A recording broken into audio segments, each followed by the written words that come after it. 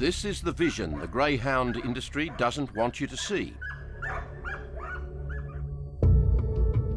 The industry claims live baiting has been outlawed. That has certainly been clamped down on in the last 5 years and it's cleaned right up. But tonight, undercover footage reveals the awful truth.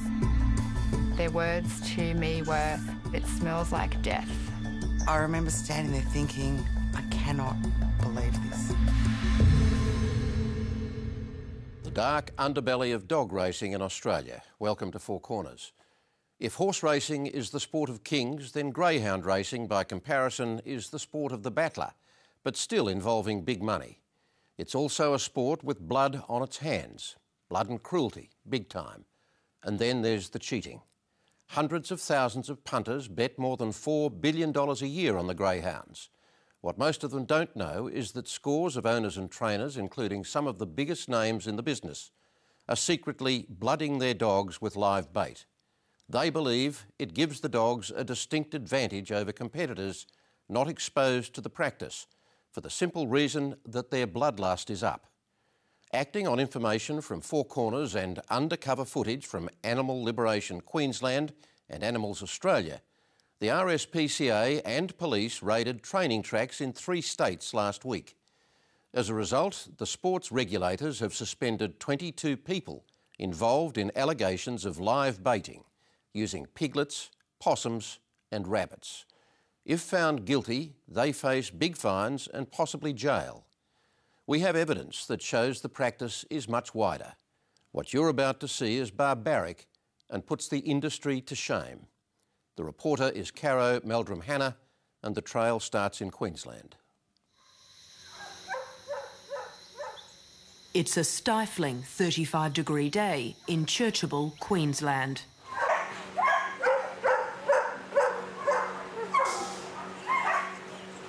So these dogs here, how many have we got in here? There's 19 in there. Deborah Arnold, president of the United Queensland Greyhounds Association and a prominent trainer and breeder, has agreed to let us film around her property, Dessa Downs. She wants to show us how well her dogs are cared for, away from the public scrutiny of the racetrack. All the kennels have to be RSPCA Racing Queensland approved, so they've got to be a certain size, a certain height, they've got to have their beds and all that sort of thing. So yeah, and this meets the... Yep, definitely meets your requirements. Yep. Look at this. This one's about 2 weeks old. There are more than 70 greyhounds here, from newborn puppies to racing dogs.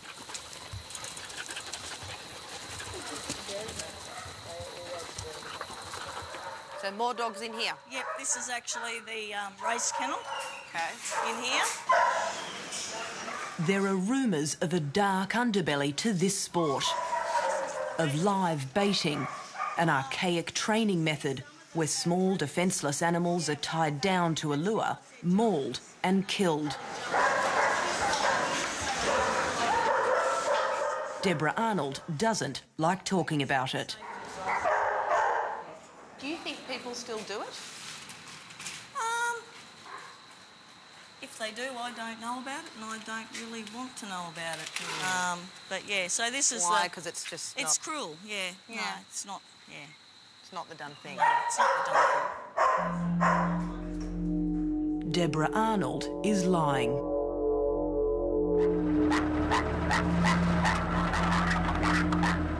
It's late 2014. Deborah Arnold's dog, Dorak Dessa, is being blooded with a live piglet at a training track across the road from her property.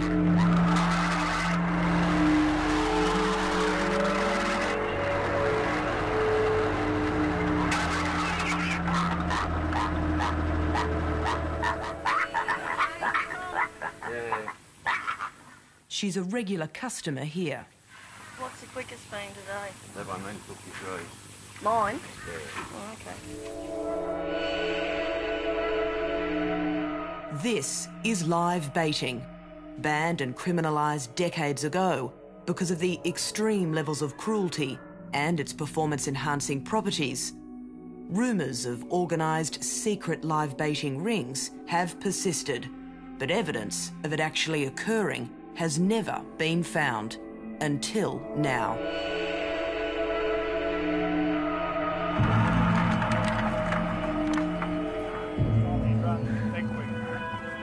Tonight, we uncover greyhound racing's dirtiest secret.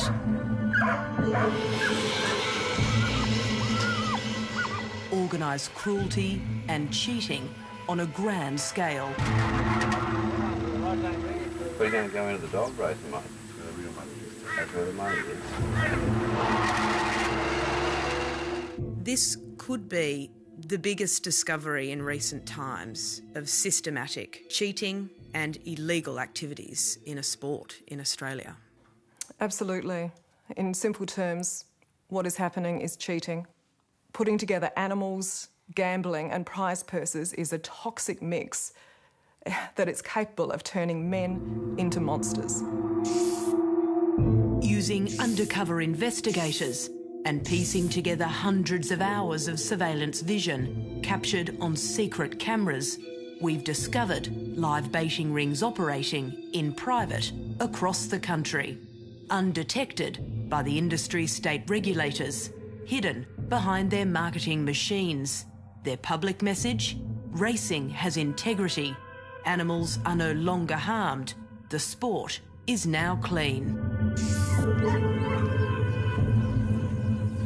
If racing on the television and at the track involved either a dead or a live animal strapped to the lure, do you think Australians would be supporting that? No. Definitely not. A greyhound is chasing to catch, not to kill. There are other breeds that are far more dangerous as killers. These dogs love racing. They love moving around at speed. They'll be getting off on this. Paul McGreevy is a professor of animal behaviour and animal welfare science at the University of Sydney. He's been studying the qualities and characteristics of the greyhound for more than a decade, rating them among the most gentle, placid and cautious of all breeds. As pets, they're remarkable. They've been described as the 35-kilometre-an-hour couch potato. They are so sedentary when they're not exposed to these stimuli.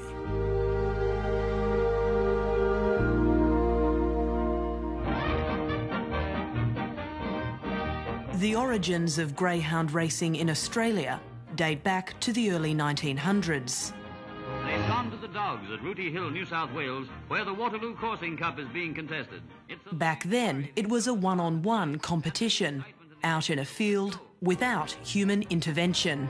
For the hare, it's hare raising. For the dogs, just a question of raising a hare. It was called live hare coursing. Two dogs chasing a live rabbit. Sometimes it would escape with its life, other times not. As times have changed and animal welfare has become a big concern, it's no longer done, not even overseas.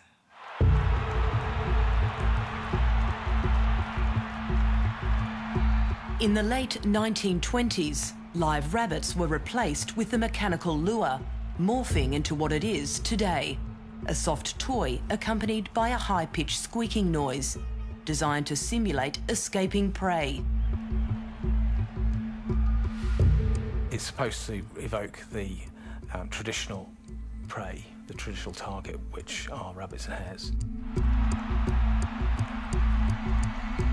The fate of a greyhound lies in how well it chases the lure as a pup. Getting a dog to chase is the most important part of its training. Well, the thought is that, you know, if you can entice them, some trainers believe you can make them angrier, more aggressive, that is a way to improve a dog's racing ability. To increase their prey drive? Exactly. And how would one increase the prey drive of a dog? Well, normally would be live baiting. But the sports regulators are presenting another reality altogether. This is the industry's modern public face, glitz, glamour, good times. Happy dogs, and one key message: animal welfare. In 2015 then, modern day greyhound racing, what would you say is at the forefront? Animal welfare. I wouldn't believe anything that these people say when it comes to the welfare of their dogs or the welfare of any animal. Hayley Cotton is an investigator with Animal Liberation Queensland, the organisation responsible for capturing the carnage in the Sunshine State. It all started with a tip-off about a greyhound training property in Churchable. Their words to me were, something really bad is going on there, and they said it smells like death. Whose property was this? This was Tom Noble's property. Tom Noble, a celebrated award-winning greyhound trainer with almost 50 years in the game, owner-operator of a popular break-in centre on Wotan Road. It's a tight, close-knit community, the epicentre of greyhound training in Queensland. The properties here are dotted with bull rings, kennels and training tracks. This one, Tom Noble's. Cameras were installed around his training track.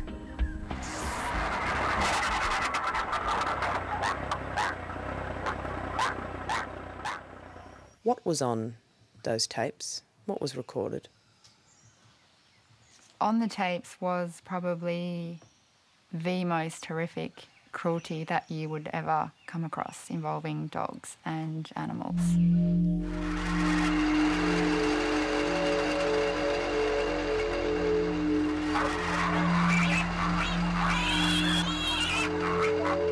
Four times a week. First, piglets.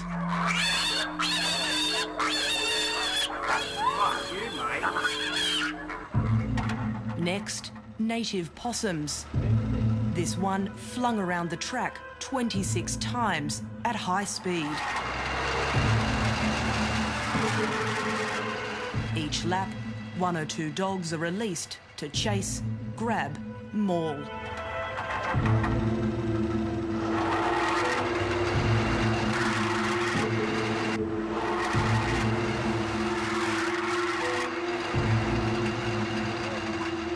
"56 minutes later, the lure finally stops. The possum has been snapped in half, backwards, attached to the lure only by its spinal cord. This one's still alive, huh? Still alive, yeah. Fuck, I wouldn't have money going. I'd gun for it now. Finally, rabbits. We've got fucking everything here. We've got possums, sheep, fucking everything.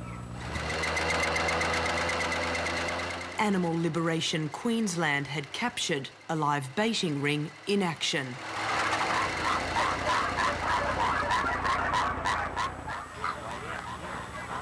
How much are you, Tommy? How much you have? How much you have? Only had 2. One was no muzzle on, don't forget. Yeah, one was no muzzle, that was $100. That was $50 there to kill the pig. They're $50 each then. Thanks, Tom. Money is constantly changing hands. It cost you $10 if it's kicking, if it's not kicking, it'll only cost you $5. It's crying. It's crying. and betting on races is constantly discussed. And did you win on the day? One of these. Did you? Right. What on? Well, I had 200 on R8 as well. So I won 400 on that bet. And then I won 600 on the other bet. So is the inhumane killing and disposing of unwanted dogs in breach of racing regulations. He's got the right idea. He's got one of them big drills. He's got to come in with a big drill and he drills fucking holes in the ground. Cost everything wild. They kick some. Hey? What's that for? You know, any dead dogs and shit? The man speaking about dumping dead dogs has a unique voice. I'd heard it before. Some people who are critical of the industry would say, oh, well, you know, trainers, they just take a dog out back and shoot it. That's crap. That's absolute crap. You're not allowed to do that. Look, you don't do that. That's years ago. This is John Thompson, a well-known trainer based in New South Wales. We met him at Ipswich Racetrack in January. What people have got to realise, it's like anything you do, you've got to come out of the old days into the new days. With the welfare of greyhounds now, your biggest factor is that it doesn't happen that easy anymore. The man who talks so passionately about leaving the old days behind and stamping out animal cruelty speaks very differently when he's at Tom Noble's track. You've got a fucking baby too.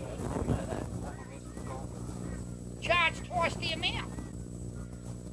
John Thompson is recorded here, excitedly telling others to smash a baby possum's head in so the live baiting of its terrified mother can begin. No good now. Hit it on there.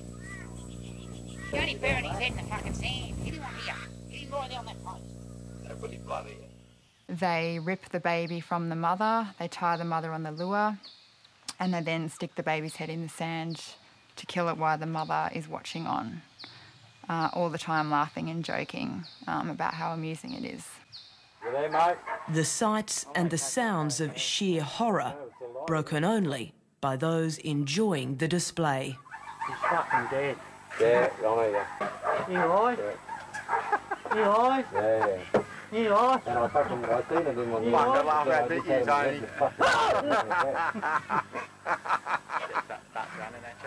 They're doing it to try and get an edge. It's probably harder to get caught live baiting than what it is to use performance-enhancing drugs. So they sort of go hand in hand, but it's an edge that I think you would hope that you don't get caught doing. More than 40 people, owners, trainers and their handlers, are recorded on camera while live baiting is occurring at Tom Noble's property. These people are leading trainers. They're training their dogs with these methods. They're then going on to win races using these methods. So the whole integrity of greyhound racing is really brought into question here. The calibre of those involved is breathtaking, the top echelons of the sport, including the state's biggest name, Reg K, 3 Greyhound of the Year titles and the 2008 Australian Trainer of the Year. While we were in Queensland, we tracked members of the live baiting ring to a race night at Albion Park. We wanted to see for ourselves how well their dogs were performing. Reg K, Tom Noble himself, each of them won or placed that night. The stars of the sport, lauded and rewarded by the regulator, Racing Queensland.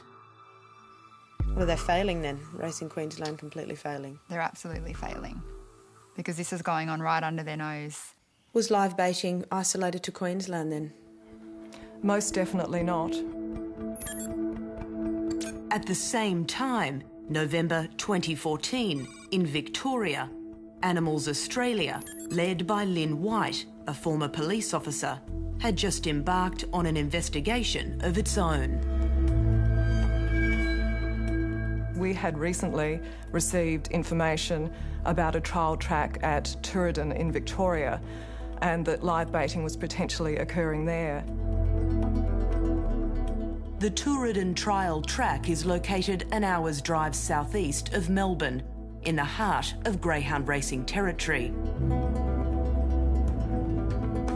Highly sought after by trainers in the area, run by Stuart Mills, of the illustrious Mills family. Good evening, ladies and gentlemen, and welcome to the 40th anniversary Victoria Greyhound Industry Awards Night. Pictured here at Victoria's annual awards night, the Mills are industry royalty. Patriarch Anthony Mills receiving the Lifetime Achievement Award. The winner of the 2013 Ken Carl Medal is Anthony Mills. Surrounded by his family on stage, flanked by his 2 powerful sons.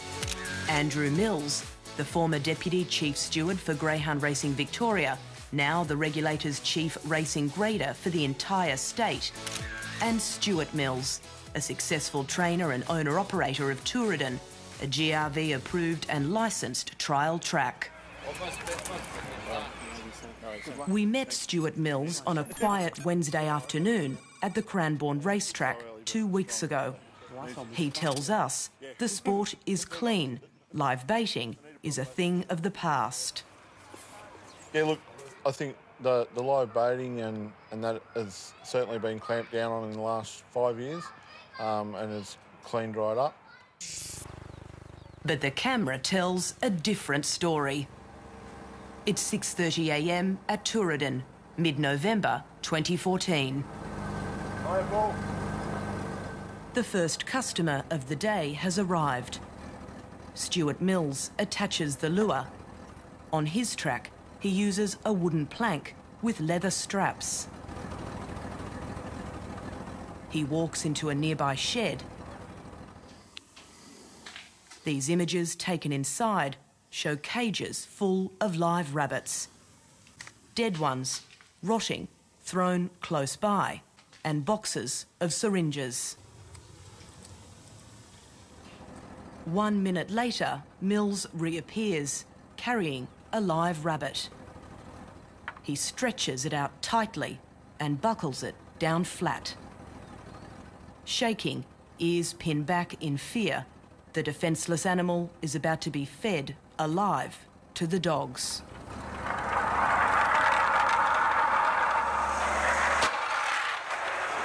One greyhound followed by another. 5 minutes later, the lure returns. That's the first time he's run that quick. The rabbit, hopeless, dangling, twitching. It's still alive. Was live baiting captured on the first time the cameras recorded? It was. It was. And the first trainer caught on camera? Paul Anderton, a veteran of the industry. The day after this was filmed, his dogs went on to win 3 races. We've discovered something else about Paul Anderton, something that makes his illegal activities at Tooradin particularly astonishing. He's a former steward for Greyhound Racing Victoria, a policeman of the sport. A former steward of the police of the sport for GRV. What does that say about how far this extends? Well, it tells me that this is a practice that has been going on an acceptable level to trainers for years and years. Animals Australia was onto something much bigger than ever expected.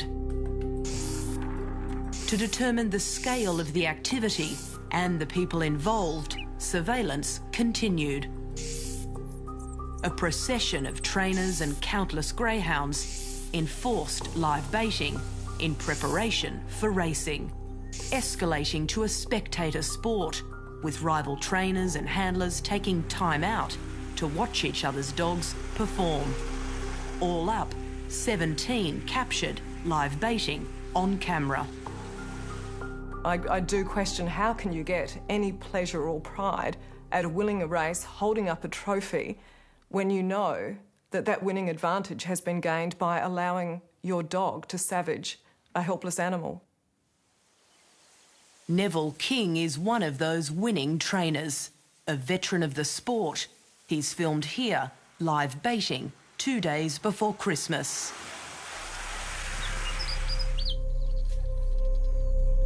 King is a highly influential figure. He's the president of Cranbourne Racing Club.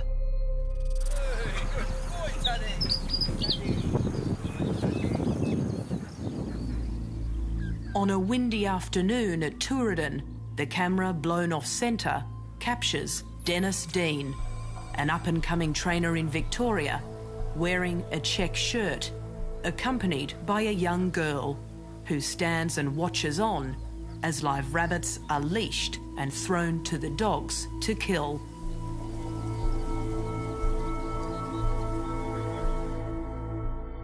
We asked the CEO of Greyhounds Australasia the peak body representing the entire sport, what he thought about such behaviour.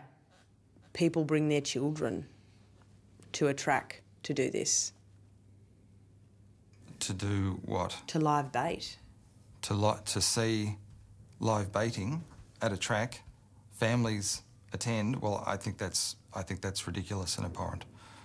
I don't support that at all, and I'm not aware of it. I've never heard of it. As I say to you, live baiting is illegal as well as being immoral and against the rules of greyhound racing.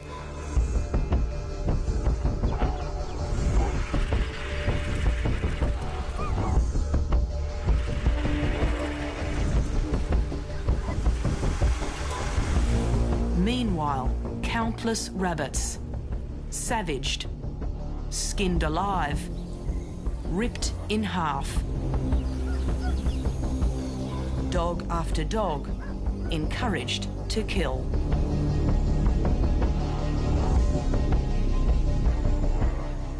Were you frustrated as a steward at GRV? Yes.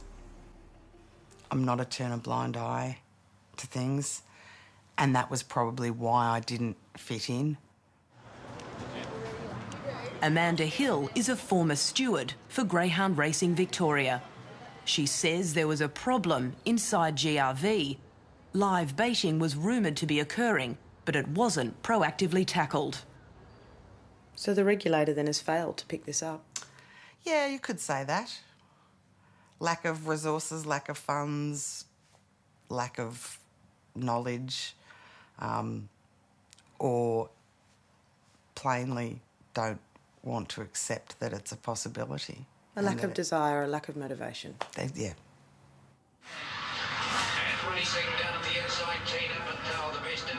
Amanda Hill left GRV in 2004 and became the chair of stewards for Greyhound Racing Tasmania, where she was able to be proactive.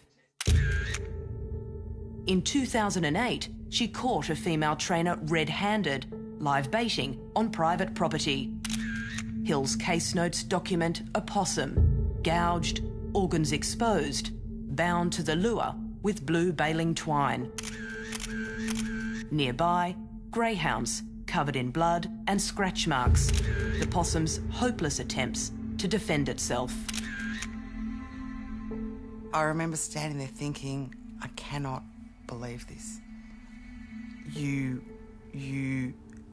In the back of your mind, you think it may go on. Not that it goes on everywhere, it may go on.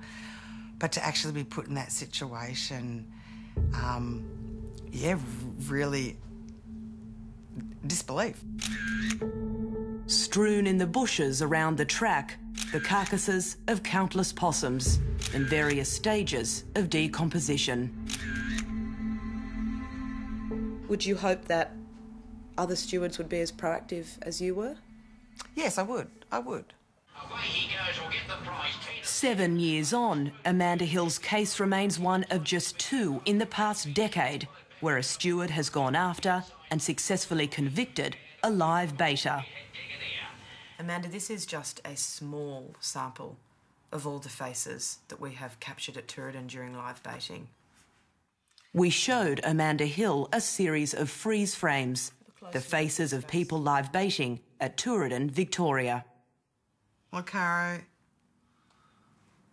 you have caught some of the biggest names in greyhound racing engaging in an unacceptable practice. Illegal practice. Illegal practice.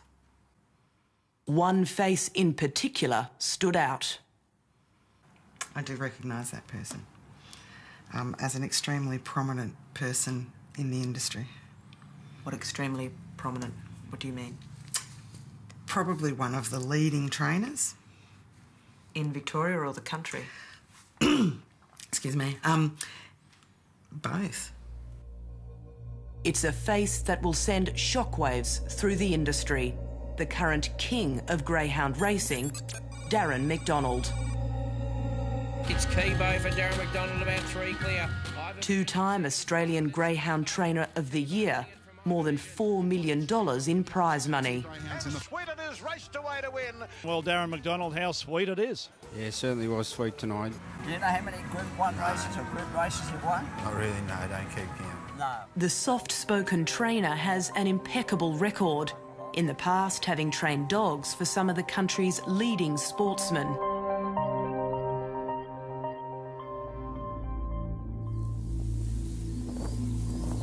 It's the 18th of November, 2014. Darren McDonald, dressed in a white T-shirt, attends Tooradin, carrying a Hessian sack. A tiny pink piglet is lifted out, tied down, its little legs kicking.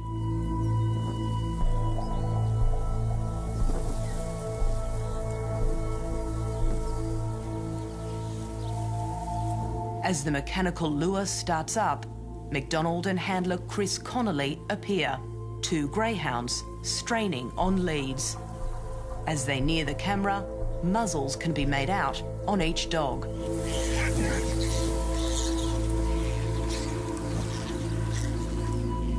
After 2 laps, the muzzles are removed.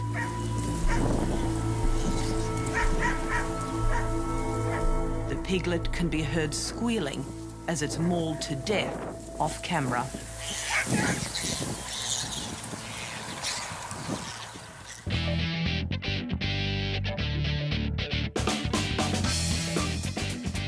"72 hours later, Darren McDonald and his star dogs are at the annual Greyhound Melbourne Cup, the richest night on the racing calendar. Racing, Sweet It Is came out OK. Darren McDonald's Sweet It Is, the highest rated stayer in Australia, blitzes the field in race 6. But here she comes, the champ. Sweet It Is, and Sweet It Is does it again. McDonald and handler Chris Connolly photographed celebrating the win, first place prize money of $100,000. Racing Kibo on the inside a bit slow. At 9:24 p.m, Melbourne Cup favourite Kibo springs from the boxes. This is the biggest race of the year. $420,000 for the winner. Dinah Villa, the leader, about 3 Chicken Estacada, then the favourite Kibo. Edged out, Kibo runs third, picking up a respectable $60,000. It's the end of a very good night for Darren McDonald. Darren McDonald's dogs have won millions of dollars in prize money. So I'm sure that there'll be people without and within the racing industry who will be questioning whether his winning advantage has been gained through illegal and quite horrific live baiting training practices. And it's the great Kibo. Kibo streaked away at the end to win by 5. Darren McDonald's Kibo is Victoria's top sprinter. And Kibo raced away to win by 3.5. Kibo exploded away. Kibo out in front of Usage Khan. Kibo, brilliant. But we've discovered this exceptional chaser was trained across the border at Darren McDonald's personal request by a man working at this property in Londonderry, New South Wales. It's a property called Wilshire Park that is a breaking-in centre run by a man called Zeke Kadir. And we had received information from someone within the industry that live baiting was occurring as part of his training processes. Zeke Kadir is rumoured to be the best live baiter in the state.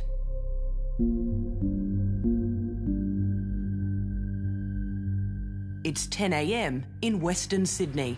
An undercover investigator is on her way to meet Zeke Kadir at his training facility.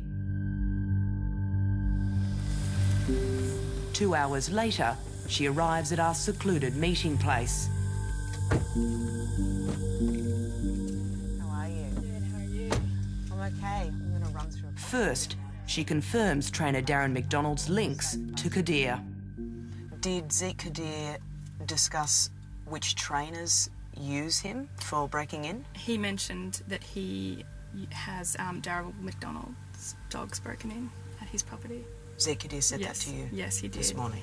And he mentioned that he broke in Kibo. It's the first time she and Zeke Kadir have ever met, but she tells us he openly discussed how he breaks in dogs, live baiting, using rabbits. He talked about how he got live rabbits from a person that he knows, and he gets about 30 a week. And he says that he said live rabbits, he bought live rabbits, and then he says he puts those rabbits in the bull rings with the dogs when he's breaking them in. Can you recall his exact words? He said, I'll put the animal in there with the dog and get them to give them a bite. Secret cameras catch Zeke Kadir in the act.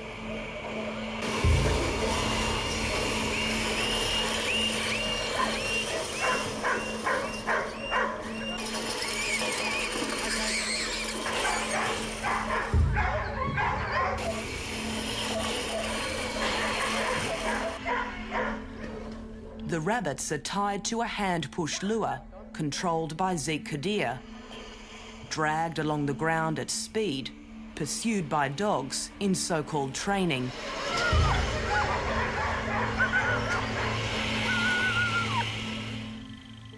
Just when we thought the cruelty couldn't get any worse, the practices any more barbaric, on the 12th of January, a new trainer arrives at Wilshire Park.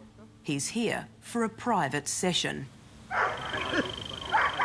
A native possum is strung to the lure, upside down, terrified, struggling to escape. Two muzzled greyhounds attempt to bite again and again. 4 minutes later, the muzzles come off. The gruesome final moments unseen, but one last, unforgettable cry.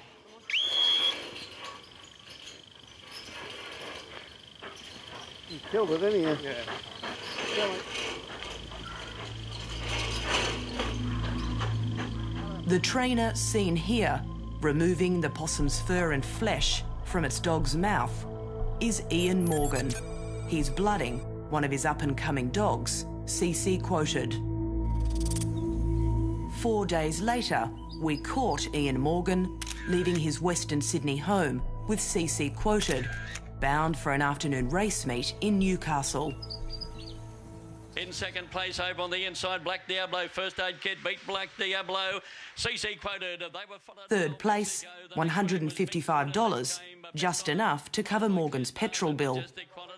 The question is, how widespread could live baiting be? I am fearful at how widespread this is and the consequences for literally thousands of animals each year. Just before we went to air, we received evidence of another live baiting ring in New South Wales. This one run by John Couchy in Box Hill.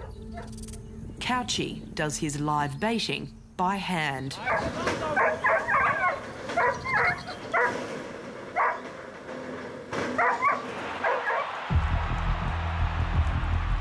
The ramifications of this behaviour, exposed across the country tonight, are unquantifiable. Thousands of dead animals, thousands of races, tens of millions of dollars won and wagered. But this is something that the regulators cannot just turn away from. No, definitely not. Definitely not. They have to be seen as being very proactive and showing that there is zero tolerance. But the regulators have chosen to remain silent. Our repeated requests for an interview with Greyhound Racing New South Wales, Greyhound Racing Victoria and Racing Queensland, the 3 states implicated, were all refused. They all deferred to this man, the CEO of Greyhounds Australasia. He's been in the job less than a year, but he has a clear view on live baiting. Do you think it's a problem? I don't suspect it's a systemic problem at all. Live bait use is abhorrent, it's illegal, it's immoral, and it's totally rejected by the industry. There are 3 trial tracks around Australia where live baiting is occurring. How on earth has that been allowed to occur? Well, it's abhorrent. How has that been undetected? It's abhorrent. I know you've said that. Let's move on from that word. How has that not been detected by the regulators? You've told me there are more than 20 integrity officers out there. How has this not been detected? Look, our controlling bodies do a great job, but it's a big industry. It's a big industry, and a lot of these facilities are a long, long way away from Sydney and Melbourne and Brisbane, where the controlling bodies are housed. Now, what, out of sight, out of mind? No, that's why compliance officers are employed to get out there. But it's not as if these things are happening in the backyard of the controlling bodies. Have they been to these 3 properties previously? I suspect that they have.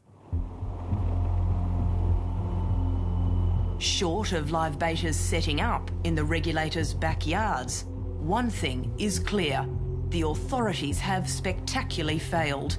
It's only an hour's drive from the CBDs of Brisbane, Melbourne and Sydney to each of the tracks where live baiting is frequently occurring, and a small group of investigators working on a shoestring managed to quickly discover what the regulators, with their deep pockets, have deemed too hard to find for themselves. We've received information in relation to live animal baiting with greyhounds. 2 weeks ago, we handed our findings over to the one authority able to launch a criminal investigation, the RSPCA. 4 days ago, simultaneous raids were conducted by the state-based RSPCAs, working with police in Queensland, Victoria and New South Wales. We were there for all of them.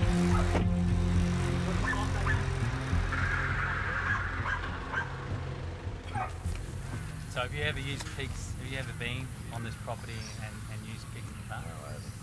Never. In Queensland, the RSPCA were just in time. I know.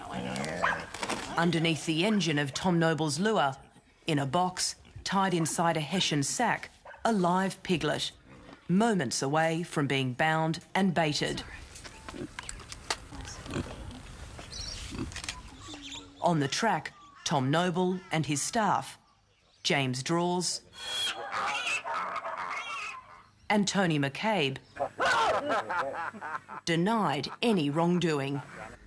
But the RSPCA kept looking, eventually finding a second piglet, wounded from a previous day's baiting, hidden inside a shed on Tom Noble's property.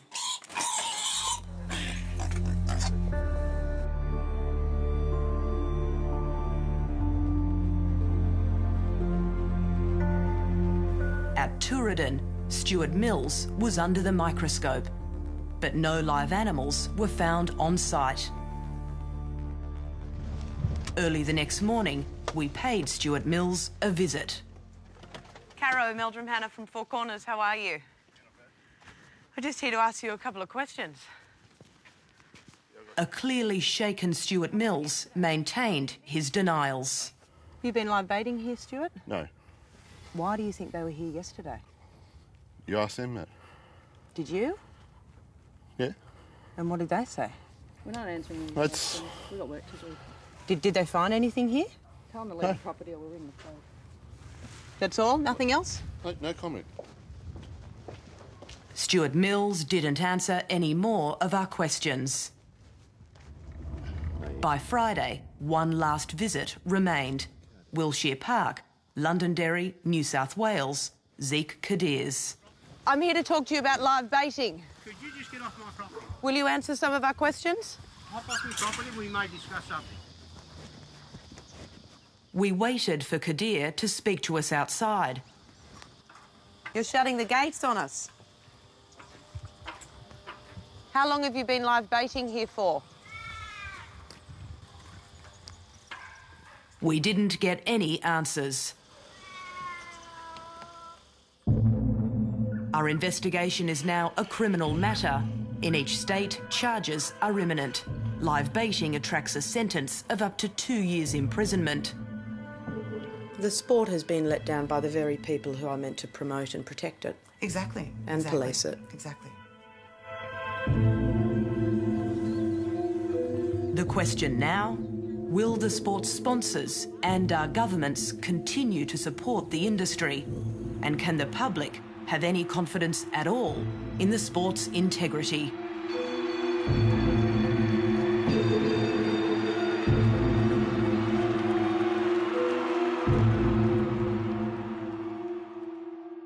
Incidentally, the people caught up in last week's raids included trainers Zeke Kadir and John Couchy, and the registration of the Tooradin track has been suspended.